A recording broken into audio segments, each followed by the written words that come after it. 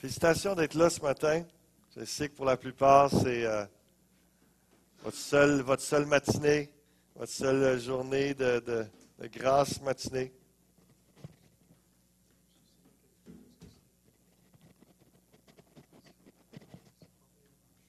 Oui, on va juste vérifier pour le micro qui griche un petit peu.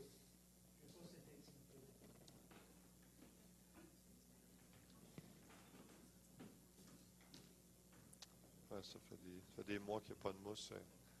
Mais, ça fait des mois qu'il n'y a pas de mousse dessus. Puis, ouais, ouais, sinon, me le direz, me ferait signe. Là, si c'est trop agressant, je prendrai le micro-bâton. Donc, félicitations. Puis, on a eu une belle semaine. Hein? C'est à peu près 12 à 15 personnes chaque matin, du lundi au vendredi, qui étaient là pour la prière. Puis, 6h30 à 8h. Vraiment inspirant, c'est encourageant.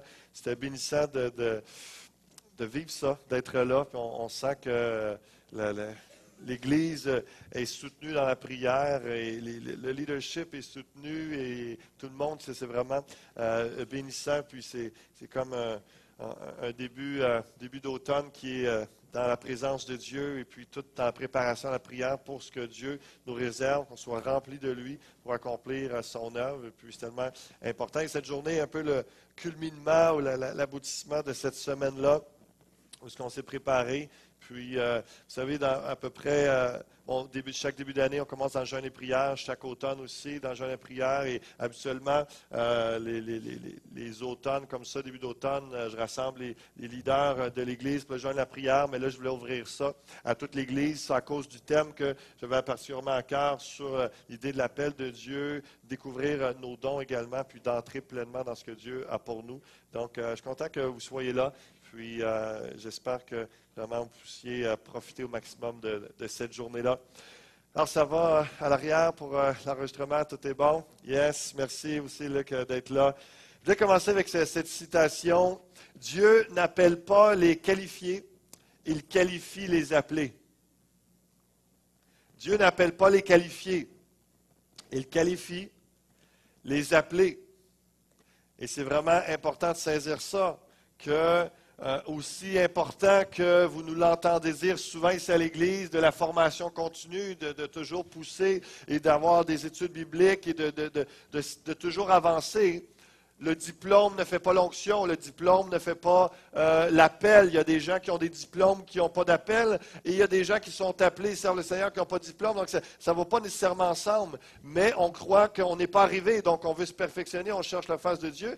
Les études bibliques rentrent dans la conviction que pour servir le Seigneur, on doit être équipé et le Seigneur nous équipe entre autres par des instituts bibliques, dans les recherches, dans le jeûne et la prière, de toutes sortes de façons. Donc, je voulais juste clarifier, il y avait encore ce questionnement cette semaine sur un peu, est-ce qu'il faut vraiment toujours avoir un diplôme pour servir le Seigneur à l'Église Fusion, tout ça?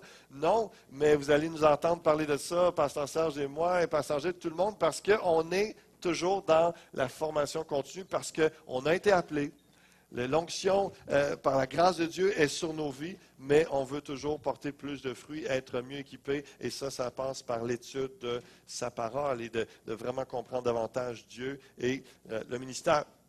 Donc, Dieu n'appelle pas les qualifiés, il qualifie les appelés, et puis, ça c'est encourageant, parce que peu importe où on part dans la vie, Dieu va nous équiper en cours de route.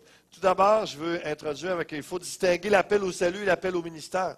Les deux amènent au service, un qui est plus général, l'autre plus spécifique. Donc, il faut s'assurer d'avoir reçu l'appel au salut d'abord. Hein. L'appel est lancé à tous et y avons-nous répondu? Premièrement, c'est important de s'arrêter à ça, parce que dans l'appel au salut, lorsque Dieu nous appelle à devenir ses enfants de Dieu par Jésus-Christ, et par la foi, on est entré dans le salut, on est entré dans la famille de Dieu, dans son royaume, et là, on est appelé à servir dans le royaume de Dieu, pour l'avancement du royaume de Dieu, on est appelé à servir dans l'Église et dans cette communauté-là, en tant que représentant du Seigneur, et c'est dans son appel au salut que des individus, ses enfants, sont appelés à des choses spécifiques. Et c'est pour ça qu'on s'arrête à ce moment-ci. Et que l'enseignement n'est évidemment pas pour des gens qui ne sont pas déjà sauvés, des gens qui n'ont pas déjà répondu à l'appel au salut. 1 Corinthiens chapitre 1 nous dit au verset 26, « Considérez, frères, que parmi vous, qui avez été appelés, il n'y a ni beaucoup de sages selon la chair, ni beaucoup de puissants, ni beaucoup de nobles. Mais Dieu a choisi les choses folles du monde, ça c'est nous ça, pour confondre les sages. Dieu a choisi les choses faibles du monde, ça c'est moi, pour confondre les fortes. » Verset 28. Et Dieu a choisi les choses viles du monde, ça c'est moi, et celles qu'on méprise, celles qui ne sont point, pour réduire au néant celles qui sont, afin que personne ne se glorifie. Dans l'appel au salut, il y a un appel qui est là pour chacun d'entre nous à confondre les sages. Vous êtes appelés à confondre les sages par le trésor, la sagesse de Dieu, par le trésor qu'est Jésus-Christ. Vous êtes appelés à confondre les forts. Vous êtes appelés à rendre la gloire à Dieu. Dans votre appel au salut, première chose que Dieu nous dit ce matin, vous êtes appelés à glorifier Dieu par votre vie. Maintenant, alors qu'on chemine avec le Seigneur, et on veut savoir, comment, quoi, dans la vie de tous les jours, d'une façon hebdomadaire, à l'Église, en dehors de l'Église, etc. Donc, il y a cette réalité-là, mais ça s'incorpore, ou ça entre dans cette idée-là que nous sommes appelés à confondre les sages, confondre les forts, à rendre la gloire à Dieu. Et tout le monde est qualifié dans ce sens-là, parce que vous trouviez vil, inutile, insensé, faible. Il me semble que je ne viens pas, j'ai pas un grand arrière-plan, je n'ai pas d'une lignée d'hommes et de femmes de Dieu, etc. Ça importe peu, parce que votre Père est le plus grand, le Père le plus puissant, c'est lui qui vous appelle, et c'est lui qui vous équipe. Et donc, tout le monde part à même égalité. Évidemment, la prière pour la révélation de l'appel, on est là pour ça, en train de chercher Dieu dans la prière. Éphésiens chapitre 1, verset 16, j'aime bien ce verset, l'apôtre Paul dit, « Je fais mention de vous dans mes prières, qu'il illumine les yeux, que Dieu illumine les yeux de votre cœur. » Et je vous lis ce texte-là d'entrée de jeu ce matin pour que vous puissiez prier ça pendant la journée. Seigneur, illumine mes yeux, illumine les yeux de mon cœur, pour que je sache quelle est l'espérance qui s'attache à ton appel. Quelle est la richesse de la gloire de ton héritage que tu me réserves, moi, en tant qu'enfant de Dieu, en tant que saint? Quelle est envers nous qui croyons l'infinie grandeur de ta puissance, Seigneur, se manifestant avec efficacité par la vertu de ta force?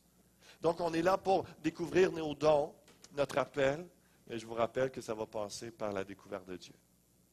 Plus vous allez connaître Dieu, plus vous allez être intime, en contact, plus vous allez chercher sa face au lieu de sa main, plus Dieu va se révéler à vous, va vous identifier, il va vous clarifier votre appel et vos dons. Il va y avoir une communication et ça va découler de cela. Ça va jusqu'à maintenant? La prière et le jeûne pour la révélation de l'appel, acte 13, verset 2, pour vous encourager, ceux qui veulent jeûner toute cette journée. Pendant qu'ils servaient le Seigneur dans leur ministère et qu'ils jeûnaient, le Saint-Esprit dit, « Mettez-moi à part Barnabas et Saul pour l'œuvre à laquelle je les ai appelés. » C'est régulièrement, dans les temps de jeûne et prière, que Dieu se manifeste, parle d'une façon particulière. Et je dirais que Dieu parle régulièrement. On ne l'entend pas toujours aussi bien que lorsqu'on jeûne. Hein? Et qu'on met du temps à part et tout devient plus sensible, notre esprit devient plus alerte et connecté avec le Seigneur. Et c'est pour ça que cette discipline du jeûne et de la prière est tellement importante pour discerner sa volonté et des moves, des positions importantes qu'on va faire ou des pas importants qu'on va faire. Donc, le jeûne et la prière sont essentiels dans la clarification de notre appel pour discerner ce qui vient de Dieu et ce qui vient de nous, parce qu'on est conscient qu'on a tous plein de désirs, il y a plein de choses, il y a des choses qu'on aime faire, il y a des choses qu'on aimerait faire dans l'Église, il y a des choses qu'on aimerait que les gens nous voient faire pour le monde, pour l'Église, etc. Mais est-ce que c'est ce que Dieu veut qu'on fasse? Discerner ce qui vient de Dieu, ce qui vient de nous, pour fortifier notre foi, être convaincu de l'appel des gens. Et c'est la réalité, des fois, Dieu nous montre des choses, nous montre ce dont on est appelé, il nous montre des dons qu'on a, et ça fout les jetons. On a peur, on dit, wow, vraiment?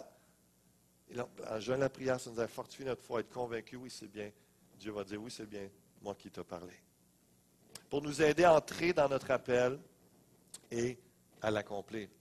Comment discerner notre appel? 1 Corinthiens 9, 16, l'apôtre Paul dit, « Si j'annonce l'Évangile, ce n'est pas pour moi un sujet de gloire, car la nécessité m'en est imposée.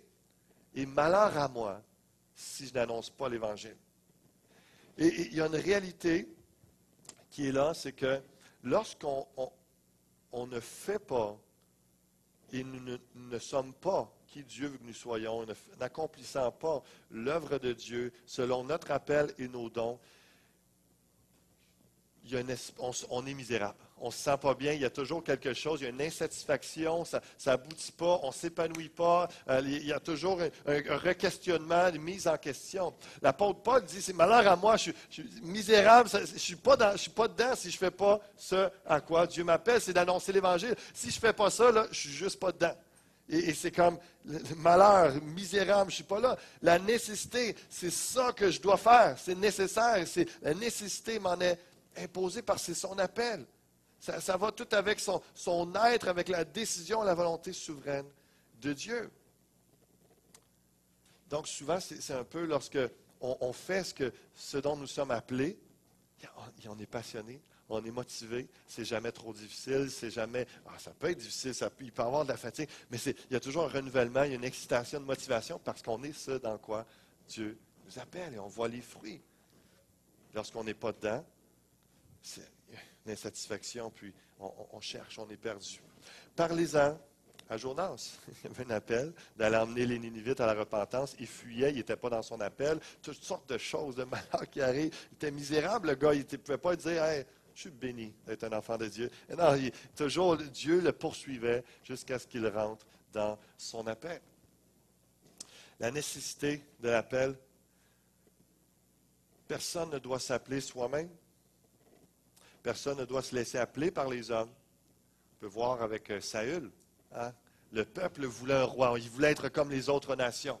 Insiste auprès de Samuel et puis on veut un roi, on veut un roi. Et puis là, hein, il y a un homme qui était une tête de plus que tout le monde, un homme qui paraissait bien, qui avait l'air fort. Puis lui, ça va être cool d'être dirigé. On va avoir une belle dignité comme nation, d'être dirigé par tout un homme de Dieu. Saül, grand et fort, une tête par-dessus les autres. Puis finalement, l'appel de Dieu doit être reçu de Dieu seul. Finalement, Saül, évidemment, le manteau royal a été déchiré sur lui parce que ce n'était pas un homme selon le cœur de Dieu. Puis il y avait un David qui a été choisi par Dieu pour être le roi d'Israël. Et c'était quelqu'un aucun homme ne l'avait vu. Il n'était même pas là quand c'était le temps de... Son père l'avait oublié, il l'a laissé, c'était le petit. Et il ne l'avait pas vu, mais Dieu l'avait vu. Dieu l'avait choisi, Dieu l'avait appelé. Encore une fois, David était un jeune homme, il semblait fragile et tout ça. Pourtant, il avait déjà le cœur de Dieu, il avait déjà une relation avec le Seigneur. Et puis, Dieu avait vu son cœur à sa disposition, il l'a choisi. Donc, c'est nécessaire que Dieu nous appelle. On voit dans Romains chapitre 1, verset 1, Paul, serviteur de Jésus-Christ, appelé à être apôtre, mis à part pour annoncer l'Évangile de Dieu. L'apôtre Paul ne s'est pas inventé, il ne s'est pas autoproclamé apôtre. Il avait été appelé par Dieu et son appel particulier était d'évangéliser les Grecs, les gentils, ceux qui étaient non-juifs. Mais ce qui est intéressant, remarquez, c'est toujours le titre qu'il se donne, serviteur de Jésus-Christ. À beau être apôtre de toutes les nations, accomplissant de grands prodiges, de grandes œuvres pour le Seigneur. Tout d'abord, peu importe notre appel, serviteur. Serviteur de Dieu. Hébreux chapitre 5, ça nous dit au verset 1, en effet, tout souverain sacrificateur pris du milieu des hommes est établi pour les hommes dans le service de Dieu afin de présenter des offrandes et des sacrifices pour les péchés. Au verset 4, ça nous dit, nul ne s'attribue cette dignité s'il n'est appelé de Dieu comme le fut Aaron. Nul ne s'attribue cette dignité s'il n'est appelé de Dieu comme le fut Aaron. Et au verset 5, ça dit, écoutez bien, Christ ne s'est pas non plus attribué la gloire de devenir souverain sacrificateur, mais il la tient de celui qui lui a dit, tu es mon fils, je t'ai engendré aujourd'hui. Comme il dit encore ailleurs, tu es sacrificateur pour toujours, selon l'ordre de Melchisédek. Comprenons-nous que si Christ lui-même a été appelé, qu'il n'a pas pu s'autoproclamer et s'inventer, que le Père a choisi, qu'il a appelé, qu'il est primordial, nécessaire que nous soyons appelés avant de servir dans un ministère particulier. Et évidemment, vient le temps où lorsqu'on cherche Dieu, on a une impression, il y a une conviction qui s'installe, le besoin que, lorsque Dieu nous appelle, il y a une confirmation de l'appel. Et souvent, on voit dans les Écritures, dans la réalité, qu'il y a deux façons où Dieu confirme l'appel. Tout d'abord, c'est vraiment cette conviction intérieure de cet appel. C'est le Saint-Esprit qui parle. Ça peut être une prophétie, ça peut être vraiment... Mais il y a une voix de l'Esprit, qu'elle vienne de l'extérieur, il faut que ça fasse écho. Il y a une dimension, il y a une conviction qui vient là. Ou des fois, ça peut venir, ça ne vient pas de l'extérieur, ça vient de l'intérieur, le Saint-Esprit qui nous parle à nous dans la communion, dans la prière. Et donc, c'est un début. On ne peut pas rester juste avec ça. Parce qu'il y a encore des gens qui s'imaginent toutes sortes de choses après un rêve, après avoir mangé 2 pizzas larges et tout ça, et il y a toutes sortes de choses qui prennent place. Donc, on peut imaginer des choses encore une fois. Donc, mais c'est important que ce soit là encore une fois. Tu ne peux pas te faire appeler par quelqu'un d'autre. Une église, un mouvement ne peut pas te nommer, ne peut pas t'appeler et dire hey, « toi, fais ça ». Il faut que le Saint-Esprit te guide. Et les autorités de l'église locale. Ça prend un homme de Dieu qui a été prouvé, un homme qui a l'onction sur sa vie pour pouvoir confirmer que oui. Parce que lui-même, il y aura eu quelqu'un que, non seulement il y avait la conviction de Saint-Esprit, mais quelqu'un en autorité a reconnu son ministère. On regarde on va voir dans Acte 13, mais juste voir, il y avait un texte, je vais revenir. Juste dans l'apôtre Paul, dans Acte chapitre 9, lorsqu'il a reçu l'appel, la vision sur le chemin de Damas. Si vous voulez tourner avec moi ou simplement écouter, juste vous lire quelques versets. Dans Acte 9, à partir du verset 22.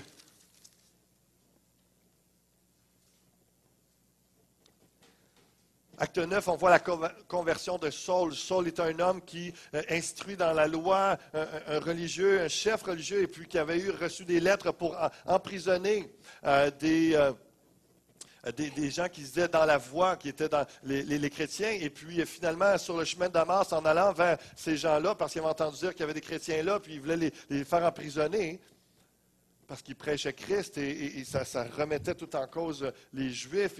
Donc, sur le chemin de Damas, le Christ se révèle à lui, conversion. Et finalement, il y a la révélation au travers de ce Ananias qui lui parle. Et au verset 22, ça nous dit, « Cependant, Saul se fortifiait de plus en plus. Il confondait les Juifs qui habitaient Damas, démontrant que Jésus est le Christ. » Il était parti pour aller les enchaîner. Finalement, il se met à prêcher l'Évangile et puis il les encourage dans ce qu'ils font dans la voie du Seigneur. Au bout d'un certain temps, les Juifs se concertèrent pour le tuer. Il a fallu qu'il soit appelé. Il a fallu qu'il soit appelé. Imaginez, il vient juste de se convertir. Il est déjà équipé parce que là, il y a la révélation de Christ. Il connaît bien l'Ancien Testament, mais la révélation de Jésus-Christ le fait réaliser toutes les prophéties messianiques. Et là, il entre dans son appel. Il commence à révéler au travers de l'Ancien Testament Jésus-Christ, le Messie. Et puis là, au début, il y en a certains, waouh, puis là, ils sont inquiets. Ouais, mais il me semble qu'il était venu pour nous tuer, nous faire du mal, etc. Puis là, il nous prêche l'Évangile. C'est vrai, tout ça. Il a fallu qu'il soit appelé. Il y a une conviction du Saint-Esprit. Et là, parce qu'il n'y avait pas cette conviction-là de l'Esprit, il aurait été découragé assez rapidement parce qu'il y a des gens qui veulent te tuer puis tu viens de commencer ton ministère. C'est assez intense. Mais écoutez bien la suite. Au bout d'un certain temps, les Juifs se concertèrent pour le tuer et leur complot parvint à la connaissance de Saul. On gardait les portes jour et nuit afin de lui ôter la vie. Mais pendant la nuit, les disciples le prirent et le descendirent par la muraille dans une corbeille. Donc, il y avait déjà un groupe de disciples qui avaient reconnu l'appel de Dieu, qui avaient reconnu, qui avaient été bénis et puis qui en prenaient soin déjà.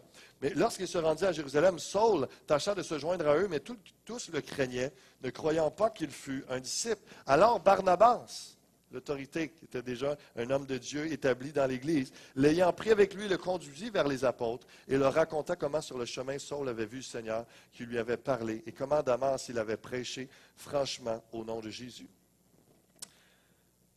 Il allait et venait avec eux dans Jérusalem et s'exprimait en toute assurance au nom du Seigneur.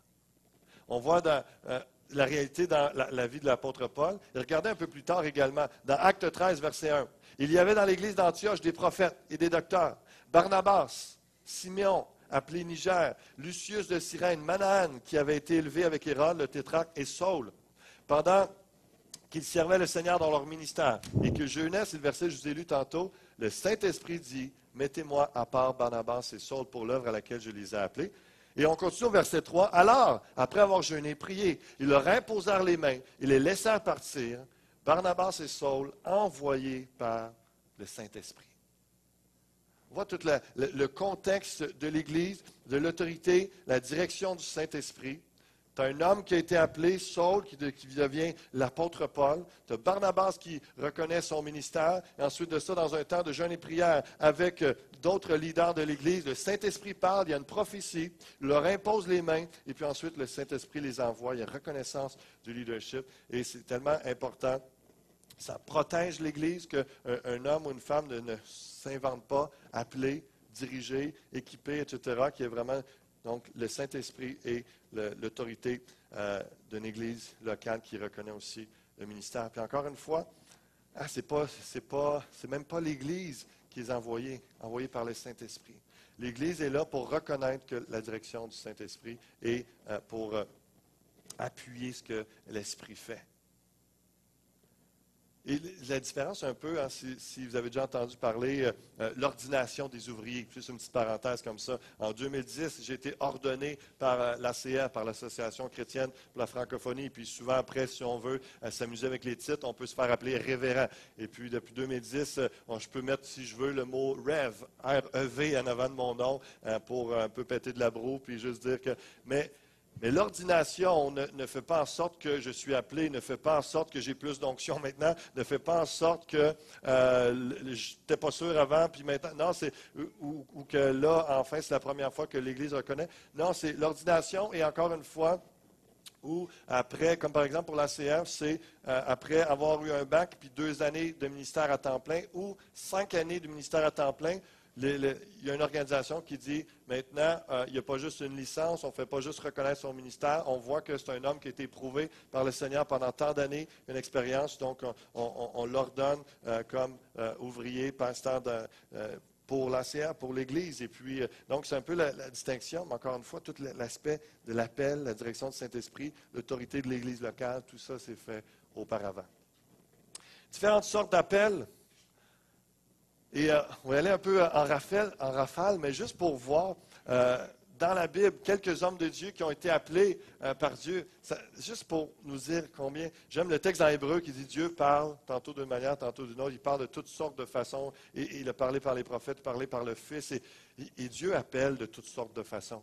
Ça ne sera pas pareil pour personne. Et puis, si on regarde Abraham dans Genèse 12, versets 1 à 5, l'appel de Dieu pour Abraham, c'est quitte ton pays, va-t'en. Il le chasse de chez eux pour entrer commencer à pèleriner vers la terre promise. Puis son appel, c'est d'être une source de bénédiction. Donc l'appel vient avec cette parole qui lui est adressée, quitte, va-t'en de Charan, puis et avec cette promesse-là, tu seras une source de bénédiction. Si on regarde à Jacob, dans Genèse chapitre 25, les versets 22 à 26, il y a une prophétie qui est donnée à sa mère alors qu'elle est enceinte de lui et de son frère Ésaü. Donc, elle a des jumeaux et ça se bouscule et elle se demande ce qui se passe. Elle interroge l'Éternel et Dieu lui parle. Et puis, le plus grand sera soumis au plus petit. Et l'appel de Jacob est de devenir Israël, le peuple de Dieu, par lui, la continuité de la promesse.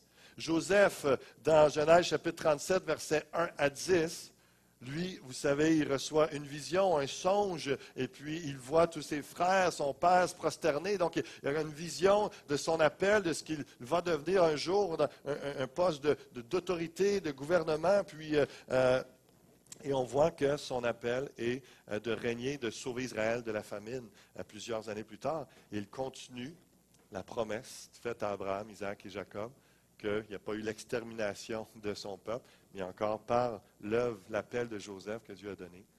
La promesse continue, arrive qu'il y ait toutes les nations, une multitude de nations qui soient faites pour Dieu. Moïse, le buisson ardent, dans Exode chapitre 3, versets 2 à 10, Dieu parle au travers d'un acte, un élément surnaturel.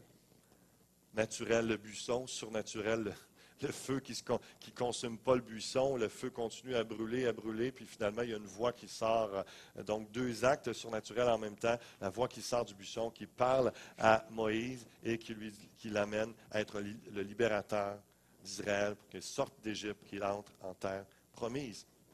On voit David dans 1 Samuel chapitre 16, versets 11 à 14, par un prophète Samuel, qui s'approche, qui dit à son père, premièrement, tu n'as pas un autre fils, va le chercher. Et puis finalement, Dieu lui dit, c'est lui.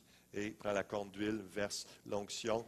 Et ça commence l'institution de l'onction royale, de roi en roi, avec la corne d'huile, avec Saül, c'était la petite fiole, avec David, la corne, et puis Jésus aussi qui a été oint comme le roi. Et nous, on a besoin de l'onction du Seigneur. Nous sommes des rois et des prêtres, des sacrificateurs pour l'Éternel en Jésus-Christ, et nous sommes appelés à avoir son onction. Et l'onction est reliée à l'appel. On a une onction sur notre vie et le Saint-Esprit qui se manifeste sur nous pour nous guider dans une direction, pour nous donner la force et la capacité et la puissance pour accomplir l'œuvre que Dieu veut qu'on fasse. Il y a ensuite de ça les apôtres, étaient encore une fois différents dans leur cas. Jésus a été les chercher, les appeler, et puis viens et suis-moi. Et puis, ont répondu à l'appel aussi simplement que ça. Et leur appel a été évidemment de fonder, on peut dire, le christianisme, l'Église, Matthieu 28, faire des disciples. Et c'est un peu la réalité que des fois dans l'Église locale, ça arrive comme ça, où tu as un des pasteurs, un leader qui voit un homme ou une femme dans l'Église, puis qui va le voir, puis écoute, je suis en prière ou je te vois faire ce ministère-là. Est-ce que ça t'interpelle? Est-ce que ça te parle? Tu as un leader qui vient vers vous et puis comme Jésus le fait avec les apôtres, viens et suis-moi. Et qu'est-ce que tu dirais de servir auprès de la jeunesse? Il me semble que les jeunes sont toujours après toi, ou les enfants, des choses comme ça. Il y a quelqu'un qui discerne quelque chose sur ta vie. Ça, c'est comme un élément prophétique également. Puis il vous parle. Et là, soit que vous y pensiez déjà, et puis Dieu confirme, ou bien ça vous amène à vous mettre devant le Seigneur. Dieu vous parle. Ce sont des façons différentes façons dont Dieu agit pour appeler. On voit dans le cas de l'apôtre Paul, on a parlé tantôt, la vision sur le chemin de Damas, et appelé à être l'apôtre des gentils, des non-juifs, et appelé à souffrir pour Christ, littéralement. Timothée, 1 Timothée 1,18, chapitre 4, verset 14, et 2 Timothée 1, verset 5 et 6, et le verset 9. On voit que Timothée a été appelé par les prophéties, avec l'imposition des mains des anciens. Il a été appelé à être le compagnon de Paul, à être pasteur à différents endroits, mais surtout à l'église d'Éphèse. Donc, juste pour dire, on a vu plein de façons différentes. Ça peut être encore différent de ce que je viens de tout vous nommer, comment Dieu vous parle, mais les deux éléments qui reviennent toujours, c'est la voix du Saint-Esprit et l'autorité locale qui confirme dans l'Église votre rôle, votre ministère. Puis, rappelez-vous encore aussi l'aspect on est misérable quand on n'est pas dans ce on n'est pas dans ce que Dieu nous appelle. C'est comme quand on est dans notre appel, c'est comme un poisson dans l'eau. Pour certains, il y en a qui sont appelés particulièrement et ils ont une qualité dans l'évangélisation où ils font juste ouvrir la bouche. Les gens sont attirés facilement vers eux et ça coule. Et tout le monde est appelé à évangéliser, mais il y en a qui ont un appel particulier, un ministère à se consacrer à ça. Puis il y en a d'autres que quand ils évangélisent, ils parlent avec des incroyants à cause de leur argument, tout ça, ils sont même plus sûrs et puis ils trouvent qu'ils ont raison. C'est pas leur place. C'est pas leur place. C'est juste, c'est dangereux de trop en faire. Mais pourtant, ces gens-là sont appelés, évidemment, à témoigner à leur travail de toutes sortes de façons. Mais d'aller au-devant, puis de vraiment être dans le champ missionnaire, et être un missionnaire, tout ça, c'est dangereux. Pour lui, ce n'est pas son appel, ce n'est pas son don. Mais quand il y a un marteau des mains, les gens ont peur, ils écoutent plus. Non, quand il y a un marteau des mains qui sert avec ses dons manuels, qui exerce son don de miséricorde ou de service, et puis Dieu lui a donné une sagesse pour savoir comment faire les choses, comment bâtir, et puis là, les gens travaillent en équipe avec lui, aiment ça travailler avec lui, il attire les gens, ça permet toutes sortes d'édifications, et puis ils bâtissent des choses, des églises, ils bâtissent des structures, ou toutes sortes d'affaires qui vont servir à l'avancement du royaume de Dieu, que ceux qui sont appelés à prêcher, ceux qui sont appelés à évangéliser, ceux qui sont appelés à faire la louange, tout ça, il y a un contexte propice que cela prenne place. Chacun a un appel différent, des dons différents. Et soyons juste comme des poissons dans l'eau, là où Dieu nous appelle, et acceptons. Il n'y a pas de on dit, il n'y a pas de sous-métier, il n'y a pas de sous-appel, sous-ministère. Donc, la pensée est là. Tu sais, tournez avec moi, juste regarder à Gédéon quelques instants et juste pour voir, réfléchir. On va voir tantôt avec Pasteur Gilles plus les réponses, répondre à l'appel de Dieu, mais juste voir quelques réactions qui peuvent arriver parfois lorsque Dieu nous parle, nous appelle à quelque chose. Dans Juge chapitre 6, je me rappelle qu'il y a plusieurs années, disons que c'était facile pour moi de me voir dans toutes les excuses que Gédéon va dire à Dieu, mais par la grâce du Seigneur, comme dans mon cas, comme dans le cas de Gédéon, ça ne l'a pas découragé. Dieu il a continué à persister et lorsqu'il décide d'un appel, c'est lui qui décide, c'est lui qui est Dieu. On a beau dire ce qu'on veut. Donc, une des réactions de Gédéon, c'est la confusion, rationalisation. Hein? Il lui dit, vaillant héros, hein, va délivrer mon peuple. Ben oui. Juge chapitre 6, verset 12. L'ange de l'Éternel lui apparaît, lui dit, l'Éternel est avec toi, vaillant héros. Gédéon lui dit, ah, mon Seigneur, si l'Éternel est avec nous, pourquoi toutes ces choses nous sont-elles arrivées? Et où sont tous ces prodiges que nos pères nous racontent quand ils disent, l'Éternel ne nous a-t-il pas fait monter hors d'Égypte? Maintenant, l'Éternel nous abandonne et nous livre entre les mains de Madian. Hein, il est confus par rapport à ce qu'il voit. Dieu lui parle dans le spirituel, dans l'invisible. Voici ce qui va prendre place dans le visible, mais lui, il ne s'arrête pas à l'invisible, mais au visible. Et puis là, il commence à rationaliser. Et c'est une réaction que vous pouvez avoir. Peut-être que Dieu vous a déjà parlé. Il va vous parler aujourd'hui sur quelque chose. Et puis, si vous pouvez entrer dans le mode de réactionnaire, de rationalisation, puis d'essayer de tout mettre. Mais c'est impossible. Ça n'arrivera pas. C'est même pas possible. Telle personne n'est pas là. Il manque ci, il manque ça. Donc, juste pour vous dire que ça ne change rien. Ça ne change rien à l'appel de Dieu sur votre vie et Dieu ne changera pas d'idée. On voit également le manque de fruits surnaturels. Juge chapitre 6, verset 13, la première version il dit, ah mon Seigneur, si l'Éternel est avec nous, pourquoi toutes ces choses nous sont-elles arrivées? Et où sont tous ces prodiges que nos pères nous racontent quand ils disent, l'Éternel ne nous a-t-il pas fait monter hors d'Égypte? Et je me rappelle, lorsque Dieu m'a appelé à implanter l'Église à Waterloo en 2006, j'avais une des réactions que j'avais comme Gédéon, c'est Seigneur, je n'ai jamais consciemment emmené quelqu'un au Seigneur. J'étais dans la début vingtaine, j'ai évangélisé à des centaines de personnes, j'avais parlé à plein de gens, j'avais prêché, tout ça, mais j'étais pas, peut-être sans le savoir, il y a des gens qui sont convertis après, mais j'avais beau témoigner au travail, à l'école, toutes sortes de façons, je n'avais pas eu cette grâce-là, ce privilège-là, d'emmener une personne concrètement où on prie ensemble, là, puis là, la personne elle vient à l'église, après ça, elle est touchée, puis elle devient disciple. Je ne l'avais pas vu. J'avais édifié, encouragé, j'avais fait toutes sortes de choses que Dieu veut que je fasse. Puis les jeunes, et dans ce moment-là, j'étais responsable de la jeunesse, et puis les jeunes étaient bénis, ça grandissait spirituellement. Il y avait quelque chose, on voyait bien qu'il y avait quelque chose dans ma vie, mais moi, je disais, Seigneur, il manque de fruits surnaturels à ma vie. Là, je vais être pasteur d'une église, puis je n'ai jamais emmené une âme au Seigneur. Comment je peux penser que ça va fonctionner? Comment je peux dire à quelqu'un? Bien, croyez-le ou pas, malgré cela, Dieu, il ne s'est pas dit, ah, c'est vrai, je n'y avais pas pensé, David. Hey, tu n'as jamais emmené. Ben voyons donc. Non, il n'était pas surpris, ça n'avait pas dérangé. Et par la grâce de Dieu, quelques semaines après l'implantation, on a eu notre première famille qui est venue au Seigneur. Et donc, il m'a encouragé. Après ça, il y en a eu d'autres. Et c'est juste pour dire que des fois, on peut se dire, ah, mais Seigneur, tu me demandes d'exercer tel ministère, tel appel, de répondre. Je n'ai même pas vu ça encore, je ne l'ai même pas, j'ai oublié ça, je ne suis pas qualifié, etc. Ça ne change rien pour Dieu. Il va vous équiper, puis ça va venir par la suite. Défaitisme, incrédulité. Si on voit l'autre portion du verset 13, je vous le relis. L'Éternel ne nous a-t-il pas fait monter hors d'Égypte? Maintenant, l'Éternel nous abandonne et il nous livre entre les mains de Madian. C'est étonnant comment il y a des gens, des fois, que Dieu lui parle, une prophétie, c'est fort, il y a un moment divin, il est en train de te dire, ça va changer, là, ce que tu vois là, va être différent. Vaillant héros, je m'en viens avec toi, je te donne la force, va avec la force que tu as, et puis vas-y, tu vas gagner. Puis là, c'est comme si Dieu n'avait pas parlé. Puis là, ben oui, mais regarde, tu nous as abandonnés, on est dans la défaite. Ben oui, je viens de me révéler à toi pour te dire que ça va changer, mais il y a quand même des gens qui résonnent et qui réagissent comme ça à l'appel. Est-ce qu'on peut s'arrêter, prendre le temps aujourd'hui, Seigneur, je peux-tu croire et voir ce que tu vois, puis arrêter de juste être incrédule avec mes yeux en voyant ce que moi je vois. Seigneur, donne-moi tes yeux. Je reviens à la prière de l'apôtre Paul. Que Dieu illumine les yeux de notre cœur.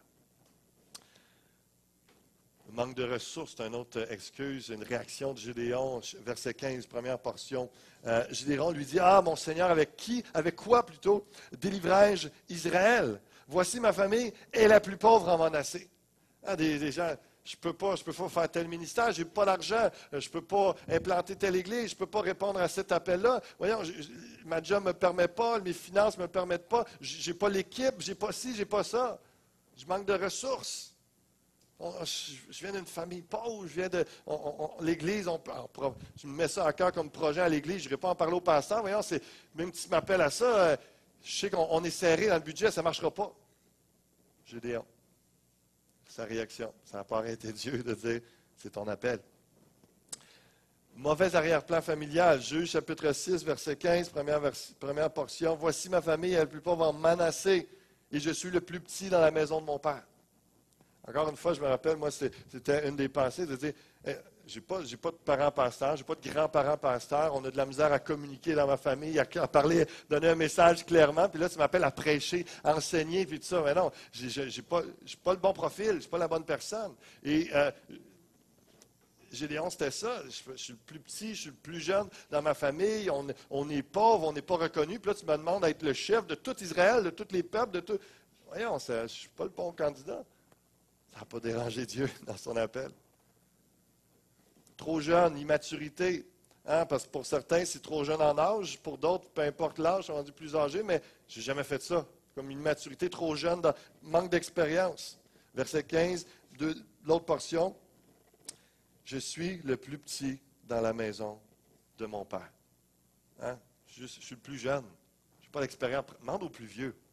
Demande à d'autres, demande à un autre là, qui est déjà là, établi, ou il est déjà en formation, ou il a déjà plus d'expérience. Demande à lui. Ah, mais si c'est toi que Dieu appelle, si c'est à toi que Dieu parle, laisse faire tout ça. Laisse faire toutes tes réactions humaines. Réponds à l'appel de Dieu et encourage. Et tout de suite, c'est bon qu'on en parle là ce matin parce que je veux qu'on prie dans ce sens-là tout au long de la journée. Seigneur, augmente ma foi. Seigneur, ouvre mes yeux, que je vois. Parce que des fois, les gens, ils n'entendent pas, ils ne voient pas ce que Dieu voit, ce qu'il leur montre, puis ils sont bouchés parce qu'ils ont déjà une excuse avant même une raison de ne pas répondre, une raison de ne pas entendre, de ne pas y croire, justement parce qu'ils sont incrédules, puis ils ont toutes ces raisons-là.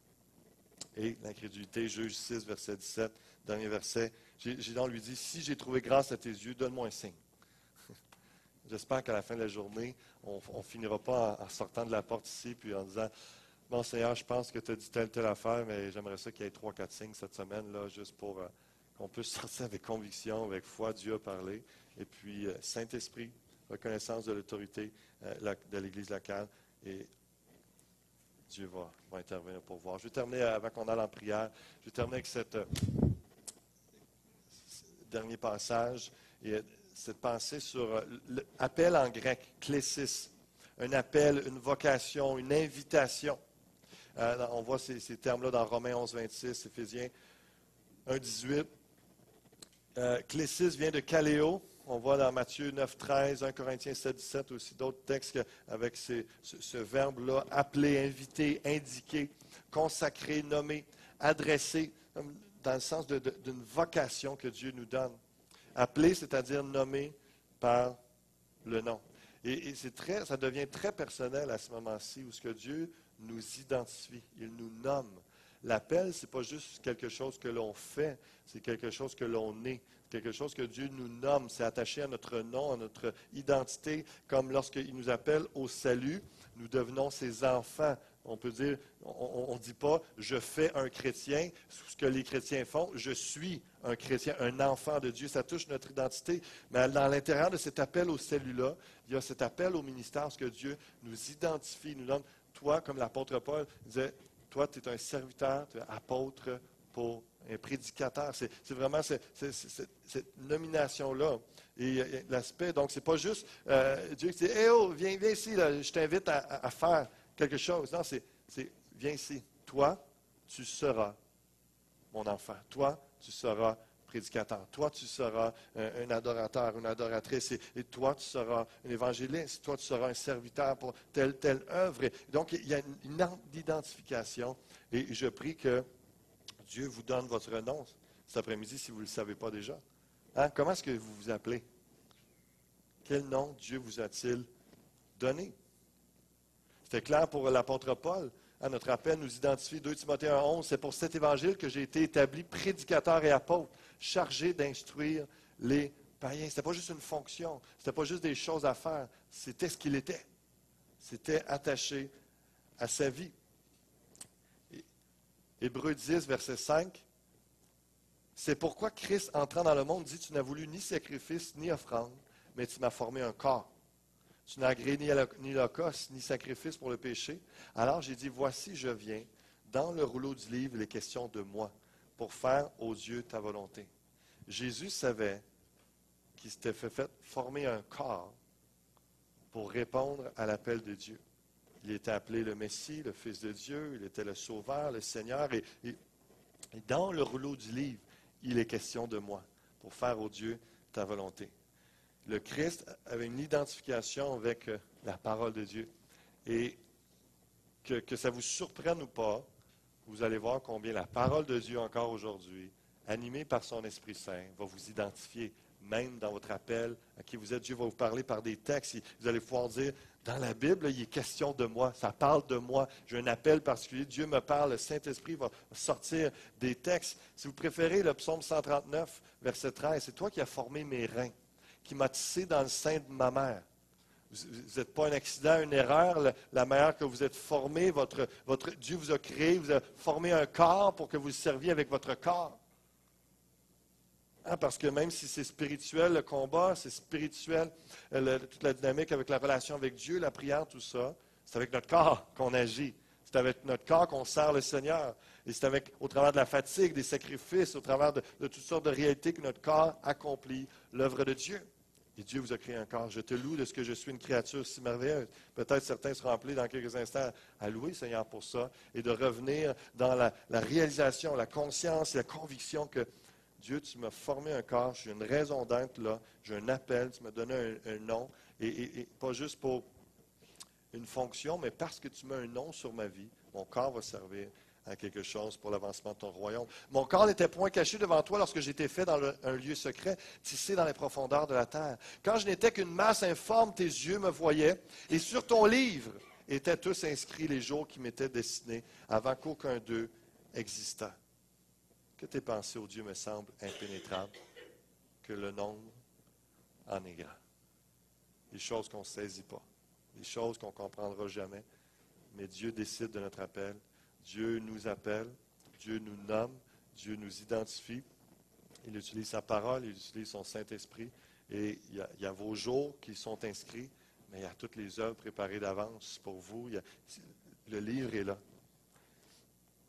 Et je prie je m'arrête ici pour cette première portion-là. On va aller dans la prière pendant la prochaine demi-heure et plus, en la présence de Dieu. Et laissez Dieu vous appeler, vous nommer, vous identifier. Allez dans un premier temps de prière plus personnel, où on rentre et on cherche la face de Dieu. Et dire, Seigneur, qui suis-je en toi, Seigneur Dieu? Qu'est-ce que tu m'as formé un corps? Pour quelle œuvre? Pour quel ministère? Quel est mon appel particulier? On peut chercher Dieu dans ce sens-là. Et prenez votre liberté. Hein, on rentre, comme j'ai dit, on n'est pas dans le mode de savoir, bon, qu'est-ce qui se passe après. C'est ça qu'on vit là. On vit un moment où on s'arrête, on cherche Dieu. Et que vous soyez à genoux, assis, vous voulez marcher à l'arrière, prenez votre liberté de rester dans ce moment où on prend un temps de prière, on va mettre une petite musique instrumentale, puis simplement être dans les prochaines minutes à la recherche de Dieu. Guide-nous, Saint-Esprit, parle à nos cœurs. Merci, Père, la créature merveilleuse que nous sommes. Guide-nous, guide nos pensées. Viens restaurer l'identité de plusieurs en Jésus-Christ et peut se réaliser qui nous sommes en toi, Seigneur Dieu, et ce que tu nous appelles à être et à faire pour ta gloire. Que ce soit clair, que ce soit un discernement, qu'il y ait une plus grande compréhension. Merci de nous guider. parler, de nous rapprocher, de raviver pour certains, de renouveler cet appel dans le nom de Jésus. Alléluia. Prions ensemble.